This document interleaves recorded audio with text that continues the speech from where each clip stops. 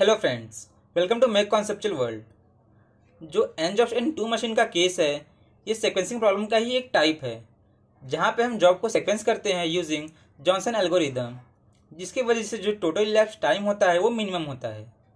So total elapse time is the time from start of the first job on first machine to the last job on second machine. तो जब हमने n jobs and one machine के case को discuss किया था, तो वहाँ पे जो टोटल इलैप्स टाइम होता है it is the sum of processing time of all the jobs. लेकिन एन जॉब्स और टू मशीन के केस में जो टोटल इलैप्स टाइम होता है it is equal to sum of processing time of all the jobs plus idle time. तो इसका reason हमने लास्ट वीडियो में डिस्कस किया है, जिसका लिंक आपको आई बटन में मिल जाएगा। तो इस वीडियो में हम एक एग्जाम्पल के साथ जॉनसन एल्गोरिदम को डिस्कस करेंगे और जॉब को सीक्वेंस करेंगे in order to minimise the total elapse time. तो इस वीडियो को स्टार्ट करते हैं। ये क्वेश्चन है जहाँ पे नंबर ऑफ जॉब्स गिवन हैं और टू मशीन्स है, और यहाँ पे जो नंबर ऑफ जॉब्स है उनके रेस्पेक्टिव प्रोसेसिंग टाइम गिवन है फॉर मशीन M1 और M2 के लिए। तो यहाँ पे हमें जॉब को सीक्वेंस करना है, तो इसके लिए हम जॉनसन एल्गोरिदम का यूज़ करेंगे। तो यहाँ पे जॉनसन एल्गोरिदम के कुछ स्टेप्स लिखे हुए हैं, इसी को हम एक एग्जाम्पल के साथ डिस्कस करेंगे। तो जॉनसन एल्गोरिदम का जो फर्स्ट स्टेप है, examine the columns of processing time on machine M1 and M2 and find the smallest value among them. तो जो क्वेश्चन था उसको हमने हॉरिजॉन्टली रो वाइज कन्वर्ट कर लिया है, और यहाँ पे उनके प्रोसेसिंग टाइम गिवन है। तो यहाँ पे हम लीस्ट प्रोसेसिंग टाइम को फाइंड करेंगे। तो हम यहाँ पे देख रहे हैं जो लीस्ट प्रोसेसिंग टाइम है वो 1 मिनट का है फॉर जॉब ए के लिए ऑन मशीन M1। तो इसको हम पिक करेंगे। अब इसके बाद स्टेप 2 पे हम आएंगे। If minimum processing time comes under machine M1 schedule this job first among all the jobs. If it comes under machine M2 schedule this job at last. मतलब अगर जो ये मेरा प्रोसेसिंग टाइम आया मिनिमम, अगर वो मशीन M1 में रहेगा तो उसको सबसे पहले प्रोसेस करेंगे, और अगर M2 में रहा तो उसको सबसे लास्ट में प्रोसेस करेंगे। तो यहाँ पे जो जॉब ए है उसका मिनिमम प्रोसेसिंग टाइम 1 है, ये मशीन M1 पे है, तो इसलिए हम इसको सबसे पहले प्रोसेस करेंगे। तो इसलिए जो जॉब ए है उसको सबसे पहले सीक्वेंस करेंगे। तो जॉब ए यहाँ पे आ गया। इसके बाद स्टेप 3 पे आते हैं। स्टेप 3 में हम यहाँ पे देख रहे हैं कि ये किसके लिए है, इक्वल मिनिमम प्रोसेसिंग टाइम के लिए है। तो स्टेप 3 में 3 पॉइंट्स है, और तीनों पॉइंट किसके लिए है, इक्वल मिनिमम प्रोसेसिंग टाइम के लिए। तो जब भी इक्वल मिनिमम प्रोसेसिंग टाइम आएगा तो उस टाइम पे हम स्टेप 3 का यूज़ करेंगे, अदरवाइज इसको स्किप करेंगे। तो यहाँ पे हमने एक जॉब को सीक्वेंस कर लिया है, तो इसलिए हम यहाँ पे स्टेप 3 को स्किप करेंगे और उसके बाद स्टेप 4 पे आएंगे। स्टेप 4 है, ये क्या है, cross out the job assigned and repeat step 1, 2 and 3 till all the job get assigned by placing the job next to first or next to last. तो यहाँ पे हमारा एक जॉब सीक्वेंस हो चुका है, तो इसलिए अब हम इसको क्रॉस आउट करेंगे, और इसके बाद जो स्टेप 1, 2 एंड 3 है उसको रिपीट करेंगे। तो वापस से हम स्टेप 1 पे आते हैं। तो फिर से हमें यहाँ पे मिनिमम प्रोसेसिंग टाइम को फाइंड करना है। तो यहाँ पे जो नेक्स्ट मिनिमम प्रोसेसिंग टाइम है ये है 2 मिनट्स का, और ये जॉब डी और जॉब ई के लिए है। तो यहाँ पे जॉब डी और जॉब ई के लिए जो मिनिमम प्रोसेसिंग टाइम है वो 2 मिनट का है।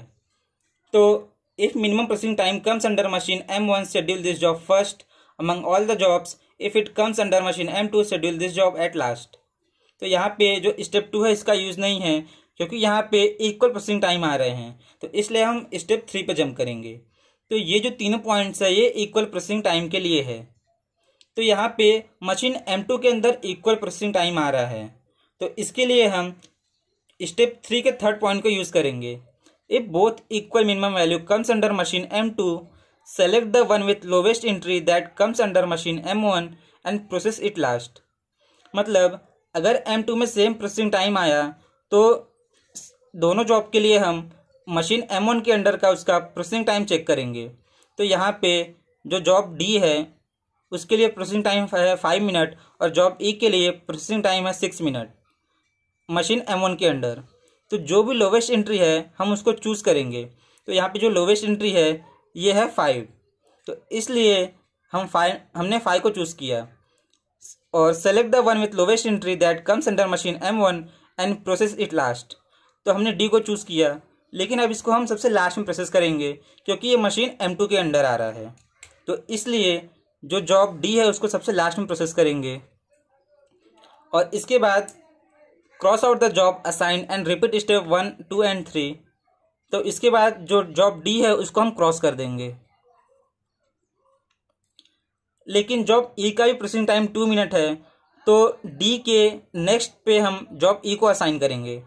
तो यहाँ पे हम जॉब E को असाइन किए क्योंकि जो जॉब E है वो मशीन 2 के अंडर आ रहा है। इसके बाद जो प्रोसेस 1, 2, 3 है उसको वापस से रिपीट करेंगे। तो फिर से हम यहाँ पे मिनिमम टाइम को फाइंड करेंगे।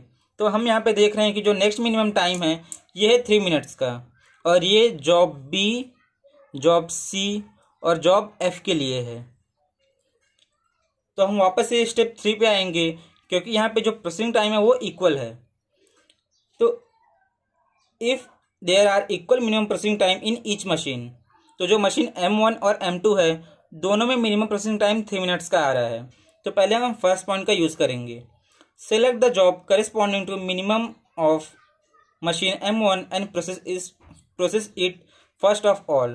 तो अगर जो मिनिमम प्रोसेसिंग है वो मशीन M1 के अंडर आएगा तो उसको सबसे पहले प्रोसेस करेंगे हम। तो जॉब B और जॉब F यहाँ पे भी टाई हो गया। तो अब इसके लिए हम पॉइंट सेकंड को यूज़ करेंगे। If equal minimum value comes under machine M1, select the lowest entry that comes under machine M2 and process it first. तो जो जॉब B और जॉब F है दोनों में मिनिमम प्रोसेसिंग टाइम 3 मिनट का है, तो इसलिए हम 3 को चूज़ किए। अब इसके बाद जो जॉब B और F के लिए जो भी मेरा प्रोसेसिंग टाइम है मशीन M2 के अंडर उसको देखेंगे। तो B के लिए 6 मिनट का है और F के लिए 10 मिनट्स का है। तो जो भी इसमें लोअर रहेगा, तो हम यहाँ पे देख रहे हैं जॉब B के लिए जो प्रोसेसिंग टाइम है ये मिनिमम है 6 मिनट का।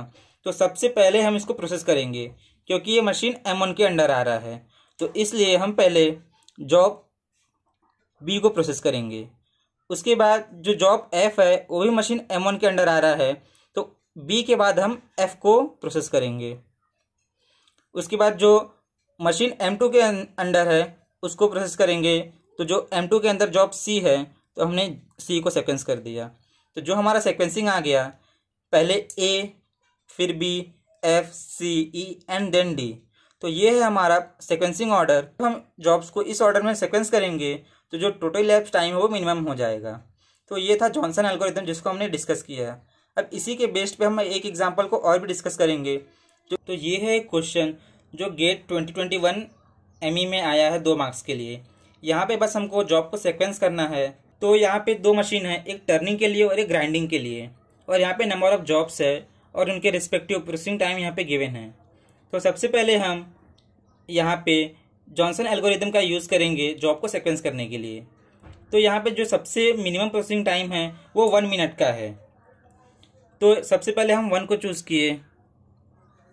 अब इसके बाद जो जॉब B है ये मशीन M2 के अंडर आ रहा है, तो इसलिए सबसे लास्ट में हम B को प्रोसेस करेंगे क्योंकि अगर वो M2 के अंडर आ रहा है तो उसको सबसे लास्ट में प्रोसेस करना है। तो इसलिए जो इसका सीक्वेंसिंग होगा वो सबसे लास्ट में होगा। तो जो B है उसको सबसे लास्ट में हम सीक्वेंस करेंगे। इसके बाद जॉब B सीक्वेंस हो चुका। अब इस कॉलम को हम क्रॉस आउट कर देंगे। इसके बाद हम नेक्स्ट मिनिमम टाइम को सर्च करेंगे। तो यहाँ पे जो नेक्स्ट मिनिमम प्रोसेसिंग टाइम है ये है 2 मिनट्स का और ये जॉब A और जॉब G के लिए है। लेकिन यहाँ पे जो जॉब A है उसका जो टाइम 2 मिनट्स का है वो मशीन फर्स्ट के अंदर आ रहा है, तो इसलिए जो A है उसको पहले प्रोसेस करेंगे। तो A को सबसे फर्स्ट प्रोसेस किया और जो जॉब G है वो मशीन M2 के अंडर आ रहा है, तो इसको सबसे लास्ट में प्रोसेस करेंगे। तो G को हम लास्ट में प्रोसेस करेंगे, तो G का सीक्वेंसिंग यहाँ पे हो गया। इसके बाद जो जॉब A और G है इसको भी कैंसिल आउट कर देंगे।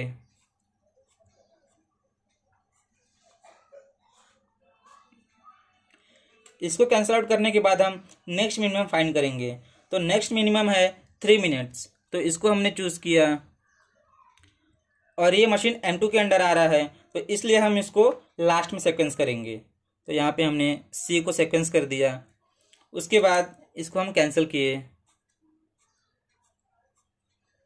और जो नेक्स्ट मिनिमम प्रोसेसिंग टाइम है वो है 4 मिनट्स का जॉब एच के लिए। और ये भी मशीन M2 में आ रहा है, इसलिए जो एच है उसको भी लास्ट में सीक्वेंस करेंगे। तो यहाँ पे हमने एच को सीक्वेंस कर दिया। अब इसके बाद एच वाले को कैंसिल कर देंगे क्योंकि इसका सीक्वेंसिंग हो चुका है। अब जॉब डी, ई और एफ बचे। अब यहाँ पे जो नेक्स्ट प्रोसेसिंग टाइम है मिनिमम वो है 5 मिनट्स का, और ये किसके लिए है? जॉब एफ के लिए। और ये भी मशीन M2 के अंडर आ रहा है, तो इसको भी हम सबसे लास्ट में प्रोसेस करेंगे एफ। इसके बाद एफ को भी कैंसिल किए, और इसके बाद जो नेक्स्ट मिनिमम प्रोसेसिंग टाइम है ये है 7 मिनट्स का। तो हम यहाँ पे देख रहे हैं कि जो 7 मिनट्स है वो ई के लिए भी है और डी के लिए भी है। तो जो ई के लिए 7 मिनट है वो मशीन M1 के अंडर आ रहा है, तो ई को हम सबसे पहले प्रोसेस करेंगे। तो ए के बाद जो अगला नेक्स्ट आएगा वो क्या हो जाएगा? ई। तो ई का प्रोसेसिंग हो चुका। अब जो जॉब डी है वो मशीन M2 में आ रहा है, तो उसको लास्ट में प्रोसेस करेंगे, मतलब डी का प्रोसेसिंग यहाँ पे हो जाएगा। तो यहाँ पे हमने जो नंबर ऑफ जॉब्स गिवन है उनका सेकेंड्स फाइंड किया यूजिंग जॉनसन एल्गोरिदम। तो नेक्स्ट वीडियो में हम एक क्वेश्चन को सॉल्व करेंगे जहाँ पे हम जॉब को सेकेंड्स करेंगे और उसका टोटल इलैप्स टाइम, और जिसको मेक स्पेंड टाइम भी बोलते हैं, उसको फाइंड करेंगे, और साथ में ही परसेंटेज यूटिलाइजेशन को भी फाइंड करेंगे। So I hope you like this video. So please share and subscribe to my channel, and don't forget to hit the bell icon to have more conceptual learning.